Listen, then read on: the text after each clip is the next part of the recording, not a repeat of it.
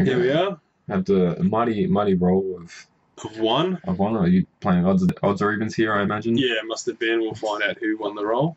I'm a big fan of that. It's a lot faster than having to roll the dice twice, three times. So, all right, straight into it. Eunice, what's he got? Gideon, Tundra. So four lands: Gideon, Vidalcan Shackles, and EE. Engineered Explosives. Yeah. And whereas you're on 2 lands, Mox Pearl, and obviously on the play. Yes. There's a Figure of Destiny, Mirren Crusader, Dryad Militant, which I'm casting now, and a Blade Splicer. So an awesome starting hand for me. No mental misstep from Eunice. Dryad Militant into Figure of Destiny turn 1 play. Pretty powerful. Pretty sweet. Yeah. I wanted the figure to resolve more, so I led with the just in case you had the misstep? In case you had misstep, yeah. Makes sense. Yeah. Smart play. And we have Eunice lead with the one counter engineered explosive to get rid of your sweet value straight away. A great answer. Great answer, yeah. So I've drawn Nykthos, which is not going to be that effective for a while. So here we have an attack for 3. Yes. I'm not going to bother sinking matter into the figure, I don't believe. Yeah, and the follow-up with the Mirren Crusader, is there a particular reason that you followed up with that instead of the Blade Splicer? I think repeal is a factor. Sure, okay. So repeal for 0, getting rid of the Blade Splicer token? Yeah, but that means it doesn't pop the E for a turn, but... Yeah. Yeah. Sure, that makes sense. Also, if I rip equipment, sick value. Yeah. If I rip Judea or something. That thing's obviously pretty mental if you have a Judea on your deck there. Yeah, or Elspeth. Yeah. So, back to the Unexpectedly Absent is the new card from Commander 2013. I've just drawn that. So it looks like Eunice has hit a... What does he hit? Caracas? He's got Caracas. He had that in his opening hand. He already had the Caracas. He's drawn a Gideon. He's drawn a Gideon as well as land. Yeah. So, what have I slammed? As Luke commits more to the board. Yeah, I play a pre-combat Blade Splicer. I'm trying to think, why would I play it pre-combat? I imagine it's because you're powerful. Oh, no, it's because I want the devotion from the Nykthos. Sure, so you have your choice of casting pre-combat or not at all. It means I can play around days. And it allows you to pump your figure in case he wants to do something else with his runner. You force him to pop the EE. Yeah, well, I mean, I just pass priority. If I get the 3 damage, I'm happy. Yep. Yeah. So you get him for 4. So Eunice on 13 at this point.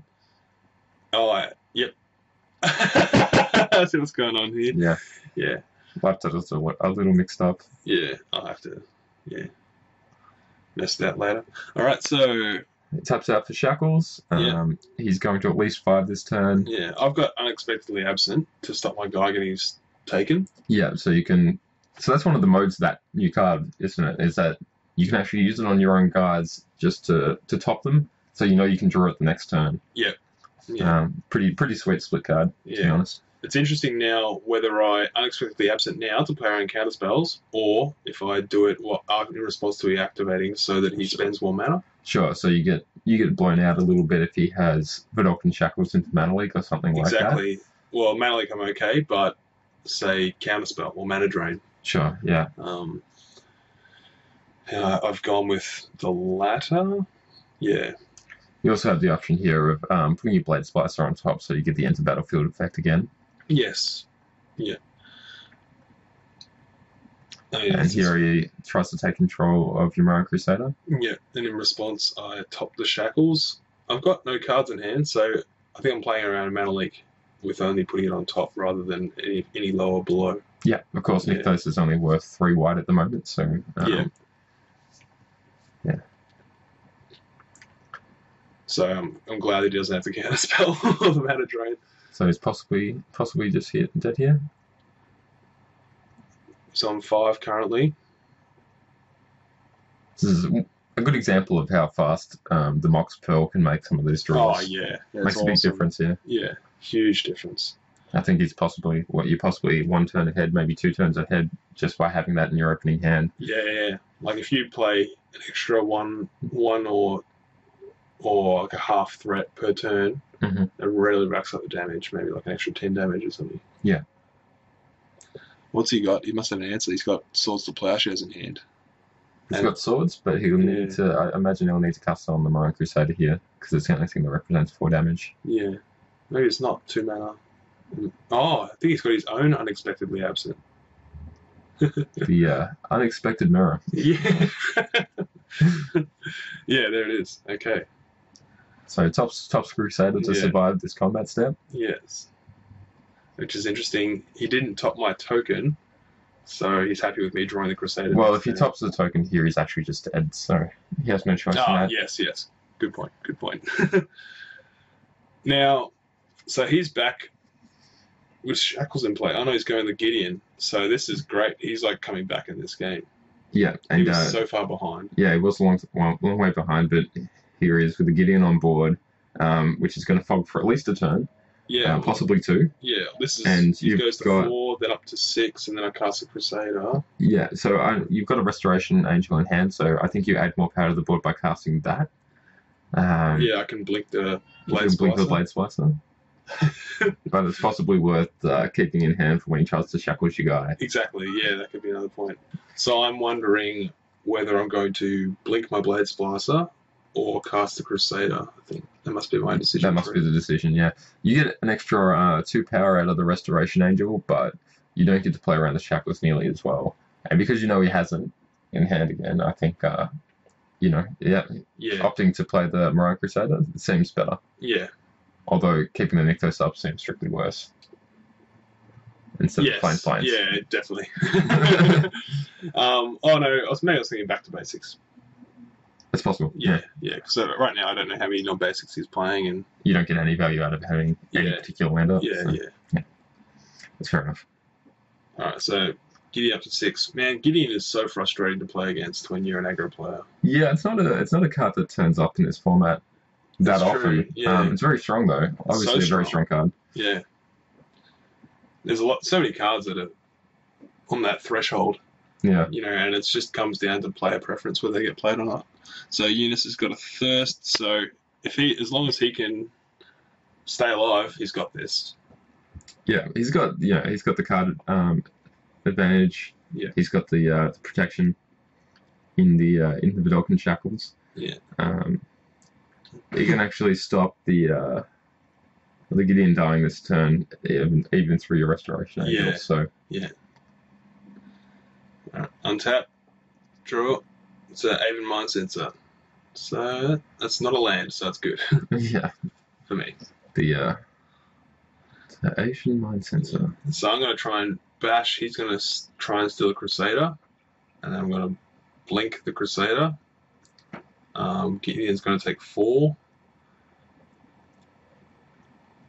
And then I'm still not looking that good the following turn. Yeah, you're really just struggling to get that last point of damage. Damage. This is just that continual fog. Yeah, it's a bit ridiculous, really. Yeah. You really needed to hit a piece of equipment to break through it. Yeah. And of course, you tap your mana again to play around back to basics. Yeah, kind of feels like playing against Jace, Architect of Thought in the current standard. Sure. You know what I mean? Sure. He just has that little too much loyalty for you to get past him. He keeps going up and you're like, just die already. Yeah. Infuriating. Yeah. So he's drawn Mental Misstep, which is not relevant currently. Not great at the moment, but I'm sure you'll have targets on the top of your deck somewhere. Yeah, they'll be coming soon. Gideon up. Giddy up. So he's wondering whether to Thirst now? Yeah, I think Thirst for Knowledge would be a smart play here. Yeah, you may as well play it now. He's going to lose his Gideon either way, unless he hits a rat. So if he thirsts into a rat, he actually does just straight win this game. Yeah, how many lands does he have? Does he have enough to Thirst and rat? There's one underneath the hand cam there. No, so he's got 6 at the start of the turn, then the 7th for the Wrath and the Thirst, which was a Misty Rainforest, if I remember correctly. So in the future, I have to be wary of hand cam location and that kind of thing, so this doesn't happen again. It's a bit misleading. Yeah. You're still tanking. Passes turn. Passes the turn. So he doesn't opt for the try and win strat. Which is nice. It's just a different line. It is a different line, yeah. He does only have 3 rats in the deck. You know, he's not running 5 or 6 or something like that. You can Yes, come yeah. across in formats like Modern. Yeah. So I think he's opting to use the Vidalcan Shackles. Yeah. He did that in my turn? In your upkeep, I In my believe. upkeep. Yeah. Interesting.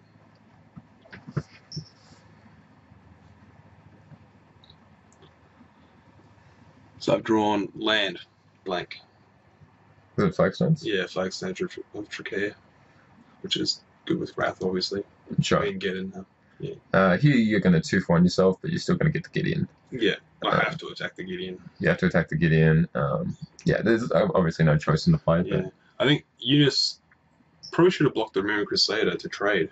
I think that's better for him because he gets both cards as well as untaps his Shackles next turn. Yeah.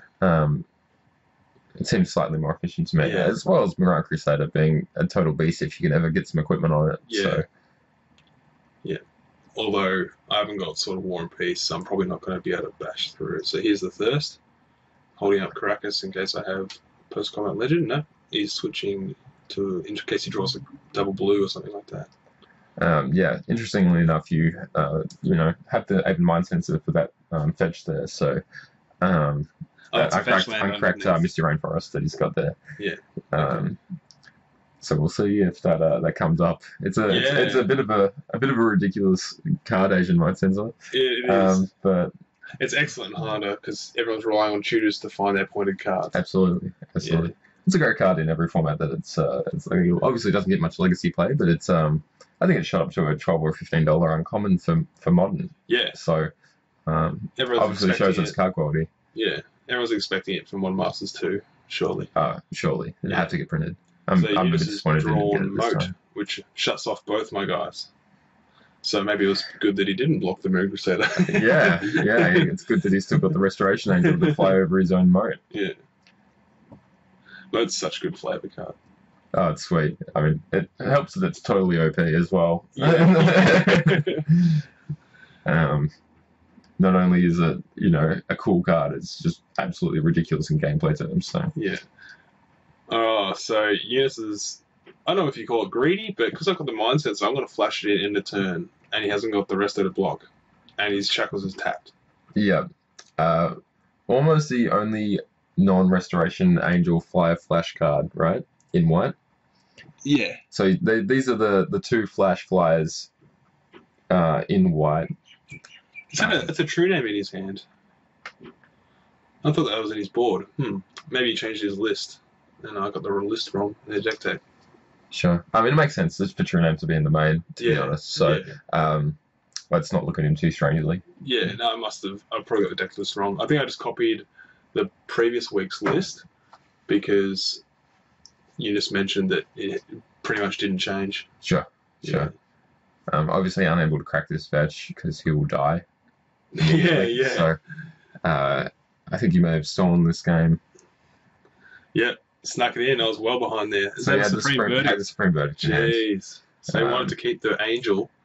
You got greedy, Eunice. Yeah, you got real greedy. I think Naughty Eunice, if you're watching this. Yeah, I think it would be untapped. The correct line there would have been to untap Shackles, allow you to have the Restoration Angel back, sweep the board, have Shackles for any follow-up play. Yeah, and he's just so far ahead. And he's so far ahead anyway that it's sort of a little irrelevant. And had the tools but didn't play around Asian Mind Sensor, which is possibly the only card that would have won you it there, to be fair. Probably. Probably the only card there. So. Or I could have jumped with Elspeth. Jumped with Elspeth as well. Both worthwhile playing around, I think. Yeah.